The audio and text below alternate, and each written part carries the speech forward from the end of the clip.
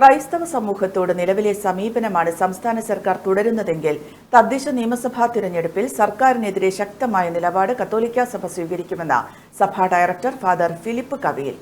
ഭരണത്തിൽ തുടർച്ചയായി 2 ഊഴം ലഭിച്ചിട്ടും മതന്യൂനപക്ഷങ്ങളോട് ഇടത് സർക്കാർ അവഗണന തുടരുകയാണെന്നും അദ്ദേഹം മാധ്യമങ്ങളോട് പറഞ്ഞു. അത് ഉരുത്തിരിയേണ്ട ഒരു കാര്യമാണല്ലോ. നമ്മളോട് എങ്ങനെ അവർ പ്രതികരിക്കുന്നു. ഇനി ഇപ്പം ഇലക്ഷൻ ആകുന്നതേ ഉള്ളൂ, ഇലക്ഷൻ വന്നിട്ടില്ല, ഇനിയും പ്രവർത്തിക്കാൻ സമയമുണ്ടല്ലോ. ഈ ഗവൺമെൻറ്റിൻ്റെ കാലാവധി കഴിഞ്ഞിട്ടില്ല. കഴിയുന്നതിന് മുമ്പ് അവർക്ക് ന്യൂനപക്ഷങ്ങൾക്ക് അനുകൂലമായ തീരുമാനമെടുക്കാൻ സാധിക്കുമോ എന്ന് ഞങ്ങൾ നിരീക്ഷിക്കും. അതിനുശേഷം അപ്പോഴത്തെ സാഹചര്യത്തിൽ ഉചിതമായ തീരുമാനമെടുക്കുമെന്നാണ് എനിക്ക് പറയാം. ഈ നാട്ടിലെ ആളുകൾക്ക് അവർക്ക് സ്വത്തിന് ജീവന് സുരക്ഷിതത്വം കൊടുക്കേണ്ട ഗവൺമെൻറ് അനാവശ്യമായ നൂലാമാലകൾ ഉണ്ടാക്കി എന്തിന് ആളുകളെ ബുദ്ധിമുട്ടിക്കുന്നു? അതെല്ലാവർക്കും ബാധകമാണ്, ക്രൈസ്തവർക്ക് മാത്രമല്ല.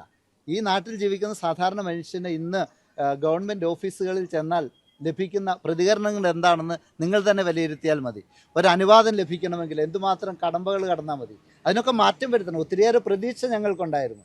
2 ഊഴം ലഭിച്ചിട്ടും ഇടതുപക്ഷ സർക്കാർ ഇങ്ങനത്തെ അടിസ്ഥാനപരമായ ചില കാര്യങ്ങളിൽ കൂടുതൽ കാര്യക്ഷമമായി ശ്രദ്ധിക്കേണ്ടതാണെന്നാണ് എൻ്റെ അഭിപ്രായം. Aster MIMS hospital, wheel treat you well, Chala east, Kannur.